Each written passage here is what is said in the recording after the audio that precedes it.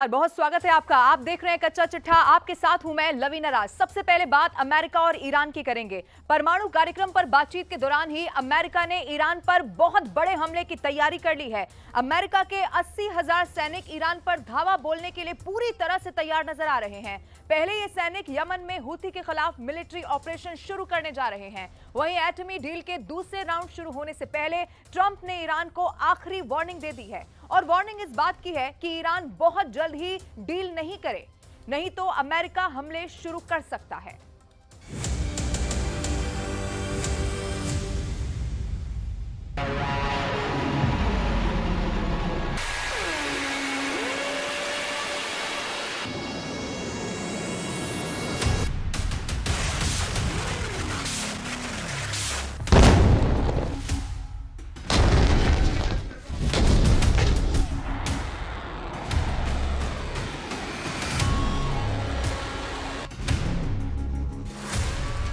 Iran समर्थक Houthi पर Trump बमबारी कर रहे हैं। ट्रंप ईरान के सुप्रीम लीडर खामनेई को बर्बाद कर डालने की धमकी दे रहे हैं। ट्रंप ने इजराइल को ईरान पर हमले की इजाजत दे रखी है। ट्रंप एक ही बात बार बार कह रहे हैं कि ईरान को एटम बम नहीं बनाने देंगे, लेकिन ईरान ना तो डर रहा है और ना ही पीछे हट रहा है, ना ही एटम बम बनाना बंद कर रहा है।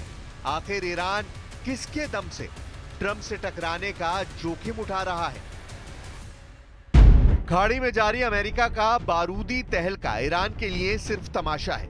यमन में फट रही सुपर पावर की मिसाइलें ईरान के लिए फिजूल की आतिशबाजी है। लाल सागर में मचल रहे अमेरिकी नेवी के जंगी बेड़ों को ईरान ने मानो खिलौना समझ रखा है। ईरान ने ट्रंप को जिस तरह से टक्कर दी है, जिस तरह उनसे हर बात मनवा ली है, उससे खामनेई का रुतबा बढ़ चुका है। अली खामनेई को धमकी दे रहे ट्रंप उनकी हर बात मानने पर अब तक मजबूर हुए हैं। ईरान ने ट्रंप की सीधी बातचीत की बार बार की वार्निंग को हवा में उड़ाकर एक बार फिर से तीसरे देश की मध्यस्थता में एटमी डील पर बात करने के लिए मना लिया है। अमेरिका और ईरान दूसरे दौर की एटमी वार्ता का नया स्टेज तलाश रहे हैं। मुमकिन है दूसरी बैठक ओमान में ही हो। सूत्रों ने दावा किया है कि ईरान रोम में भी अमेरिका से सेकेंड राउंड की बात कर सकता है, लेकिन ये तो तय है कि ट्रंप फिर से बैकफुट पर गए हैं। ईरान ने उन्हें फिर से ट्रैप में फंसा लिया है। ईरानी मीडिया ने सूत्रों के हवाले से जानकारी दी है कि ईरान ने परमाणु कूटनीति को नया मोड़ दे दिया है। ईरान नुआंसेस की रिपोर्ट के मुताबिक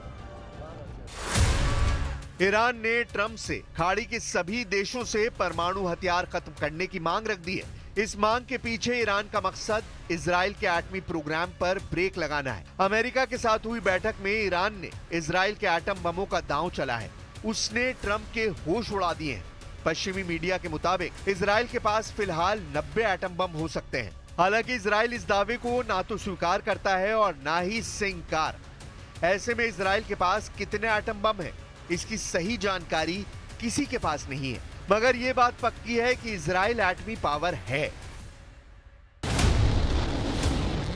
ईरान इसी शर्त पर ट्रंप से परमाणु समझौते को तैयार होगा जब इजराइल से सारे एटम बम छीन लिए जाएं। ईरान की डिमांड ने ट्रंप का माथा ठनका दिया है। उन्होंने डायरेक्ट धमकी देकर कहा है कि बहुत जल्द ईरान पर एक्शन शुरू हो सकता है। An update on Iran? Well, we're going to be doing it very shortly. Iran also, it was another way. I met with a different group of people in Iran, and we'll be making a decision on Iran very quickly. Trump के तेवर सख्त हैं तो Iran भी कम नहीं। Iran के राष्ट्रपति पहले ही साफ कर चुके हैं कि अमेरिका ने अगर ईरान के एटमी साइट पर हमला किया तो 100 के बदले 1000 परमाणु अड्डे बना लिए जाएंगे।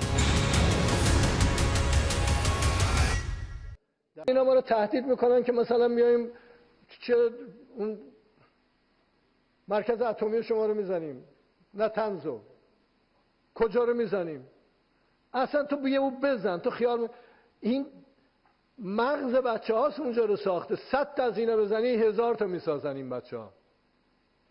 اینا رو نمیتونی بزنی. ईरान के रुख से ये भी आशंका जताई जाने लगी है कि ट्रंप से पहले खामनेई हमले का ऑर्डर जारी कर सकते हैं। ये हमले इजराइल के परमाणु प्रोग्राम के सर्वनाश तक हो सकते हैं। इजराइल के एटम बमों की लोकेशन कहां है? अगर ईरान ने एटमी साइटों को निशाना बनाया तो कितनी तबाही होगी, इसके अनुमान ने सुपर पावर को परेशान कर दिया है। उधर ईरान ने दूसरे राउंड की बात के लिए लोकेशन को ओमान से बदलने की बात भी उजागर कर दी है। ईरान के विदेश मंत्रालय प्रवक्ता ने जानकारी के साथ सारी समस्या की जड़ सुपर पावर अमेरिका को बता डाला है। ایران هیچ وقت مانعی بر سر راه همکاری اقتصادی سرمایه‌گذاری طرف‌های مقابل نبوده. این مشکل خود آمریکاست که با وضع قوانین پیچیده و متراکم چند لایه شهروندان خودش رو محروم کرده از هر گونه مراوده اقتصادی با ایران. ईरान अमेरिका को आंखें दिखा रहा है, उसे अपनी शर्तों पर एक से दूसरे देश एटमी डील के लिए बुला रहा है। ट्रंप ये सब चुपचाप कितने दिन सहेंगे कहना मुश्किल है। उधर institute for national security studies की रिसर्च ने ट्रंप की टेंशन दोगुनी कर दी है। INSS की रिपोर्ट में दावा किया गया है कि अगर ट्रंप ने ईरान पर हमला किया तो खामनेई की ताकत बढ़ जाएगी। अमेरिका ने अगर ईरान से एटमी डील की तो वो 2015 में हुई डील जैसी होगी जिसे ट्रंप ने ही तोड़ा था। अमेरिका ईरान के साथ डील होने से खाड़ी में इजराइल और सऊदी अरब जैसे देश खतरे में पड़ जाएंगे। ईरान एक एक चाल सधी चल रहा है। ट्रंप से इजराइल के एटम बमों को छीन लेने की डिमांड के मायने क्या हैं, इसे समझना होगा। ईरान की मिलिट्री पावर इजराइल पर भारी है। ईरान मिसाइलों के मामले में इजराइल पर बहुत ज्यादा भारी पड़ता है। ईरान के कट्टर समर्थक लड़ाका ग्रुप भी इजराइल को कई मोर्चों पर युद्ध में उलझाते हैं। ऐसे में इजराइल के पास एटम बम भी नहीं रहा तो उसे ईरान को हराने में ज्यादा दिक्कत नहीं होगी। तो क्या ईरान ट्रंप से डील ना होने पर इजराइल की परमाणु साइटों को दहला सकता है? कहां है इनकी लोकेशन? एटॉमिक आर्काइव के मुताबिक इजराइल की कुल 7 न्यूक्लियर साइट है।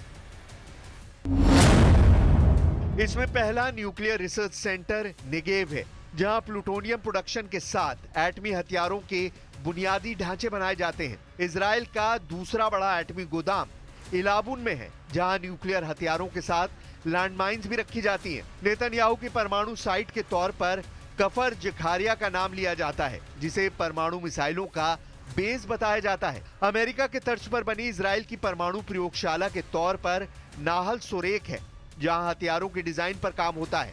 इसके अलावा योडेफेट और तिरोश की कथित तौर पर इजराइल का एटमी सेंटर माना जाता है। एक साइट जिसे राफेल कहते हैं, वो इजरायली परमाणु हथियारों की वास्तविक असेंबली की लोकेशन कहा जाता है।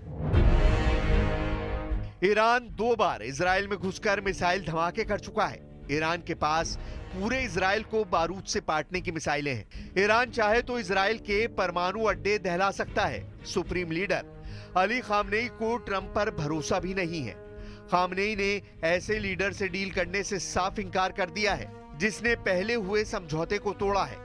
این گفتگوها هم نه به صورت افراطی خوشبین باشیم نه به صورت افراطی بدبین باشیم.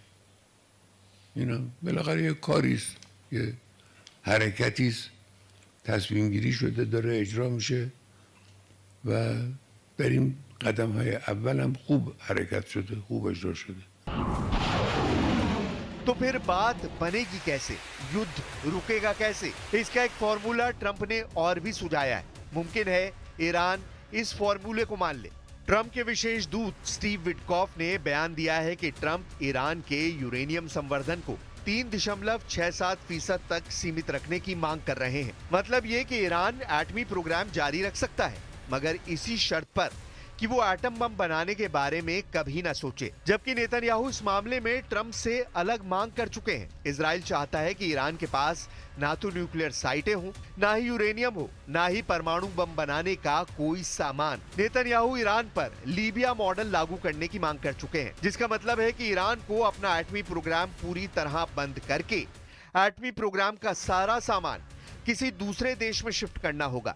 लेकिन ईरान नेतन्याहू के फॉर्मूले पर डील करने को तैयार नहीं है। खामनेई के अंडरग्राउंड एटमी तहखानों में परमाणु मिसाइलें भी रेडी हैं। ऐसे में ईरान बरसों पुरानी अपनी हसरत को एक झटके में मिटा देगा, ये मान लेना बहुत बड़ी भूल होगी। यही वजह है कि अब अमेरिका ने ईरान पर यूरोपीय यूनियन का प्रेशर भी बनाया है। Adopted sanctions for state-sponsored hostage taking, so 9 individuals were sanctioned. And when it comes to the Iran nuclear talks in Oman, so these are a step in the right direction, because we don't want to see a nuclear weapon developed by Iran.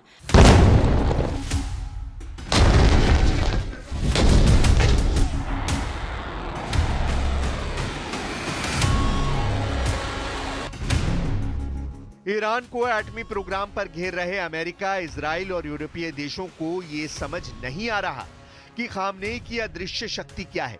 असलियत यह है कि Iran के पास रूस और चीन जैसी महाशक्तियों का बैकअप है। पुतिन और जिनपिंग ने ईरान को ट्रंप के आगे सरेंडर से रोक रखा है। दोनों देशों ने ईरान के एटमी प्रोग्राम का समर्थन किया है। रूस और चीन ने ईरान पर लगे सभी प्रतिबंध हटाने की डिमांड भी रखी है। रूस और चीन जानते हैं कि अमेरिका एक नए युद्ध में उलझने की हिम्मत नहीं जुटा पा रहा है। खासकर यूक्रेन और इजराइल के मोर्चे पर जिस तरह अमेरिका की नहीं चली, उससे चीन रूस के हौसले बुलंद हैं। लेकिन हकीकत ये है कि दोनों फ्रंट पर अमेरिका युद्ध में पर्दे के पीछे रहा। अगर अमेरिका जंग में उतरेगा तो वक्त और जज्बात दोनों बदल जाएंगे। सुपर पावर दुश्मन को बेरहमी से मारता है, पहले बम और बारूद से, और जरूरत पड़ने पर एटम बम से भी दहला देता है।